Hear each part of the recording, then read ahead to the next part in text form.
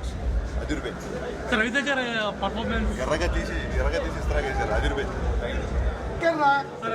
Kick 2 ఎలా ఉండాలో అందుకంటే బెస్ట్గా ఉంది. చాలా బాగా ఎంజాయ్ చేస్తాం.